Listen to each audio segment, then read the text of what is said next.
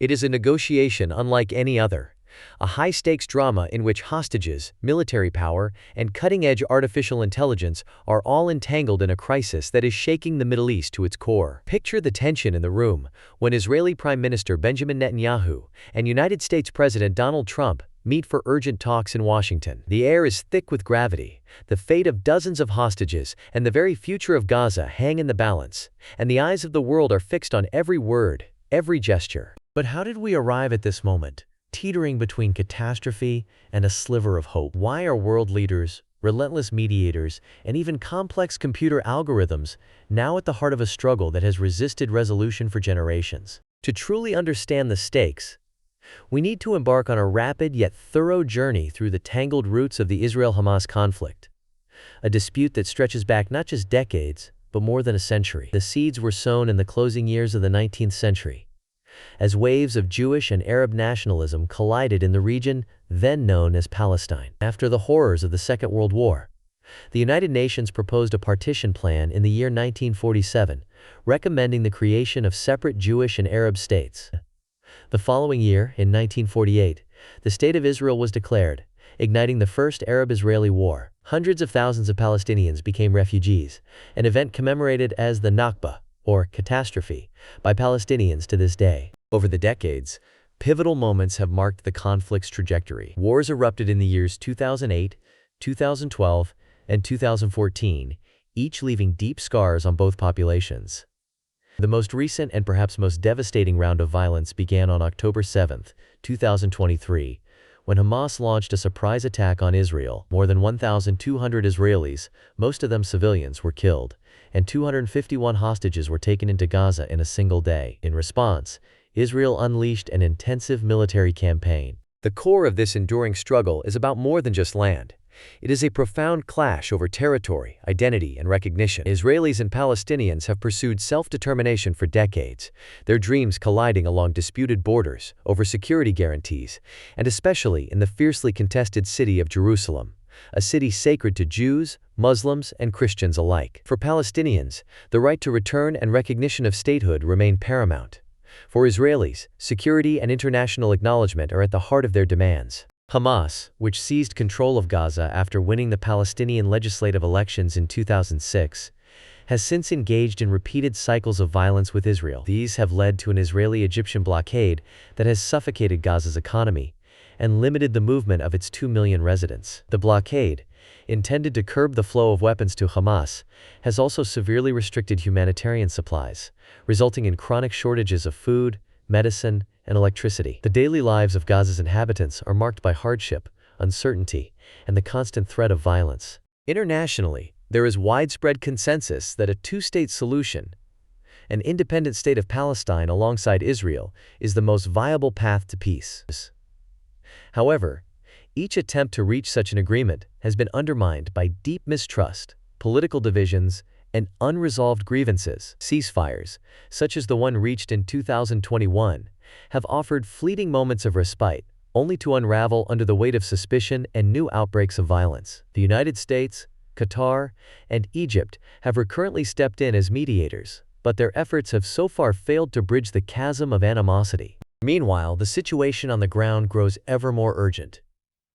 The attack by Hamas on that fateful October day was unprecedented in scale and brutality. In the months since, Israel's military response has devastated Gaza. According to the local health ministry and the United Nations, more than 57,000 Palestinians, overwhelmingly civilians, have been killed. Entire neighborhoods have been reduced to rubble. Hospitals, schools, and vital infrastructure have been destroyed. The United Nations has described the humanitarian crisis as one of the worst in recent history, with more than 1 million Palestinians displaced from their homes and forced to live in makeshift shelters or tent cities. The human cost is staggering, as Dr. Aisha Youssef, a respected analyst of Middle Eastern affairs, observes. The cycle of violence will only break if we address the roots, not just the symptoms, of this conflict. Her words echo a growing consensus among experts that the status quo is unsustainable. Each new round of bloodshed only deepens the trauma and sows the seeds of future conflict. So where does that leave us now?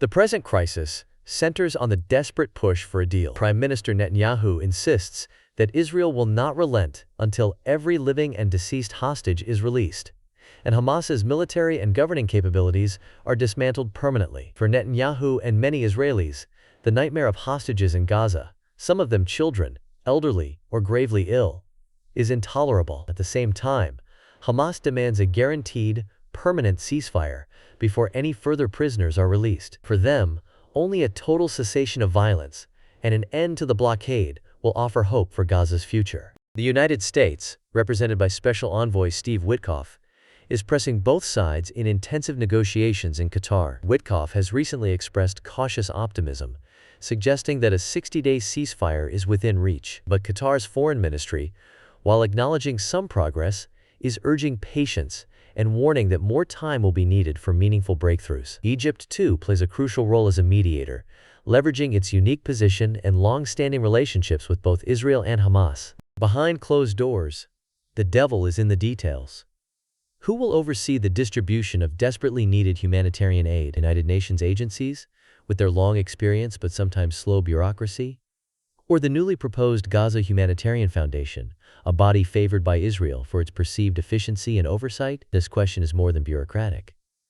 It is about trust, control, and the ability to ensure that aid does not fall into the wrong hands. Can Israeli troops remain in Gaza during any ceasefire to maintain security and prevent the resurgence of Hamas fighters? Or is their presence a deal-breaker for Hamas, who view any foreign soldiers on Gazan soil as an occupation force? The answer to this question could determine whether talks succeed or collapse. Meanwhile, the role of technology in this conflict is both innovative and deeply controversial. The Israeli military has increasingly turned to artificial intelligence to identify targets for airstrikes, using sophisticated algorithms to process vast amounts of data in real time. Supporters argue that these tools can help minimize civilian casualties by distinguishing between combatants and non-combatants more effectively than human analysts alone. Critics, however, warn that reliance on AI introduces new risks. Amnesty International and other human rights organizations have raised urgent ethical questions. How can algorithms, coded by humans with their own biases, be held accountable for mistakes that lead to civilian deaths? Who is responsible when technology goes wrong in the fog of war? The world is watching closely. Regional powers such as Iran and Saudi Arabia are circling, their own interests at stake. Iran has long supported both Hamas and Hezbollah, the powerful militia based in Lebanon. In recent months, Israeli strikes against Hezbollah targets in Lebanon have raised fears of a wider regional war. Saudi Arabia, which has in recent years explored normalization with Israel, now faces intense domestic and regional pressure to support the Palestinian cause. The risk of escalation is higher than ever, and a single miscalculation could draw the entire region, and perhaps even global powers, into open conflict. With approximately 50 hostages still believed to be in captivity in Gaza, and the Israeli military stating that at least 27 are likely deceased, the pressure to secure a deal is immense. Families of the hostages have staged protests in Tel Aviv and Jerusalem, demanding action and transparency from the government. Meanwhile, international outrage is mounting over the scale of civilian deaths and displacement in Gaza. The United Nations, the European Union, and humanitarian agencies have all called for an immediate ceasefire and unrestricted access for aid convoys. Yet the obstacles to peace remain formidable. The deployment of Israeli Defense Forces troops during any ceasefire is a major sticking point. Hamas insists on a complete Israeli withdrawal before agreeing to any further releases. Disagreements persist over the management of humanitarian assistance, with Hamas advocating for United Nations oversight to ensure impartiality, while Israel prefers the Gaza Humanitarian Foundation, which it believes will better prevent diversion of aid to militant groups. The blockade of the Red Sea by Houthi rebels in Yemen, themselves backed by Iran, has further complicated matters. The European Union's Aspides operation is actively working to safeguard vital maritime routes, as repeated attacks on shipping have forced companies to reroute vessels around the Cape of Good Hope. This has driven up global shipping costs, with ripple effects on the prices of everything from electronics to food in markets thousands of miles away. Meanwhile, the specter of forced displacement looms large. Reports have emerged of plans to relocate as many as 600,000 Palestinians to tent cities, a move that has drawn fierce condemnation from the United Nations, which warns that such actions amount to ethnic cleansing. The International Criminal Court is actively investigating allegations of war crimes by both Israel and Hamas, underscoring the legal and moral stakes of this crisis. So what are the possible futures that could unfold in the coming days and weeks? Experts and officials see several scenarios, each carrying profound consequences not only for the region but for global stability. Imagine for a moment that the current negotiations succeed.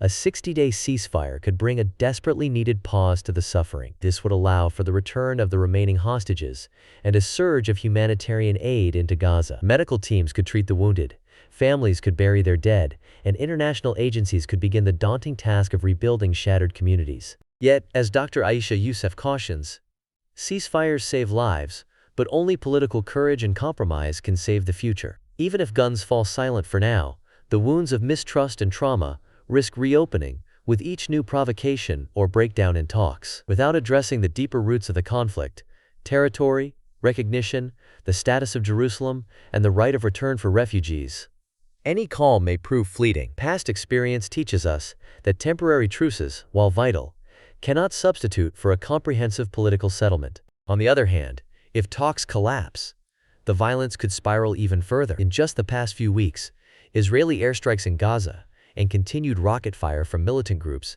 have illustrated just how fragile the current situation is. There is a very real danger of the conflict expanding beyond Gaza's borders, drawing in Hezbollah in Lebanon, Iran across the region, and even regional superpowers such as Saudi Arabia and Turkey. The possibility of a broader regional war is no longer unthinkable. The human cost would be catastrophic, with more than 50 hostages still unaccounted for and nearly 60,000 civilians dead in Gaza since the conflict reignited last October.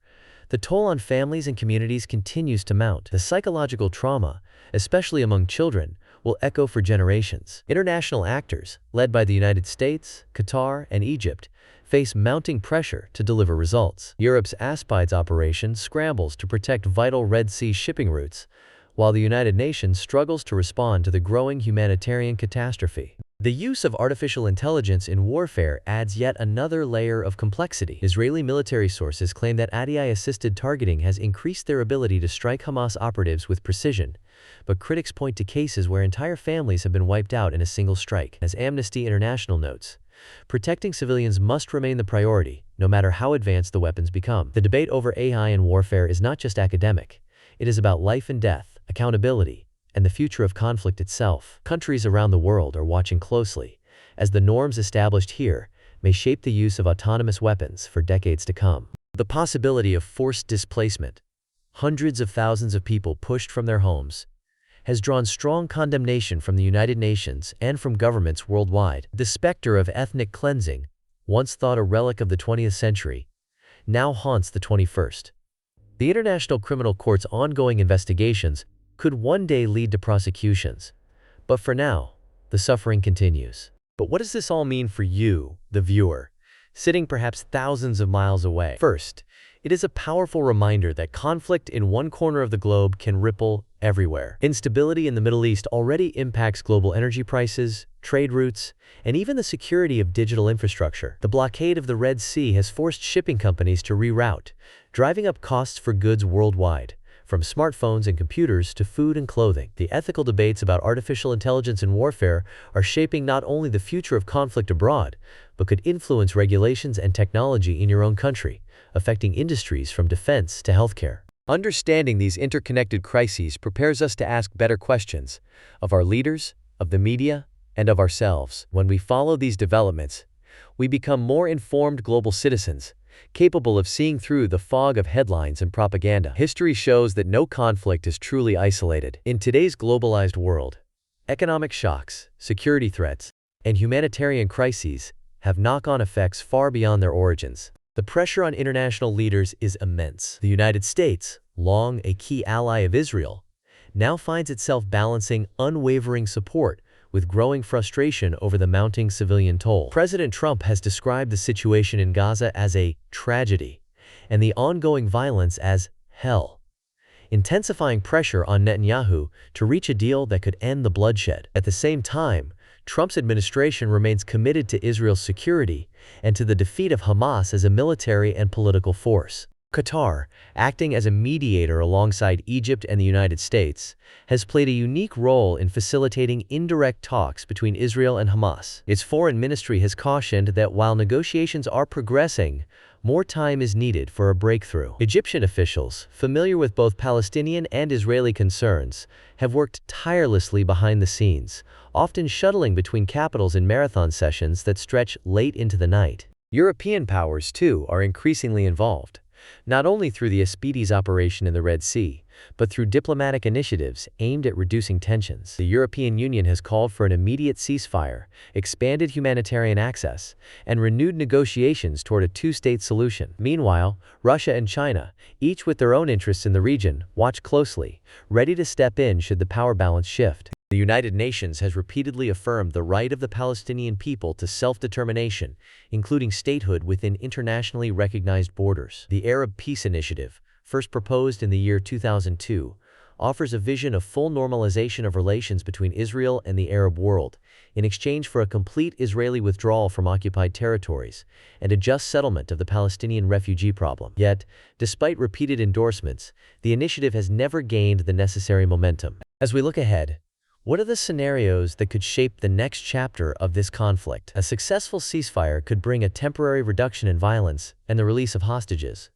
But without resolving the underlying issues, future flare-ups are nearly inevitable. Conversely, failed negotiations could lead to further escalation, with more loss of life and destruction in Gaza, and perhaps a broader regional conflict involving Iran, Hezbollah, and other actors. The success of any future peace process depends on addressing the core issues: territory, security, mutual recognition, and the status of Jerusalem. Building trust between Israelis and Palestinians remains perhaps the most daunting challenge. Years of propaganda, cycles of violence, and the pain of loss have hardened attitudes on both sides. The rise of extremist groups and the risk of further radicalization threaten to derail even the best-intentioned efforts. Some experts have floated the possibility of a one-state solution, in which all residents of Israel and the Palestinian territories would enjoy equal rights within a single political entity. While this idea is controversial and fraught with practical and ideological challenges, it is a sign of growing frustration with the lack of progress toward a two-state solution. Others propose greater international involvement,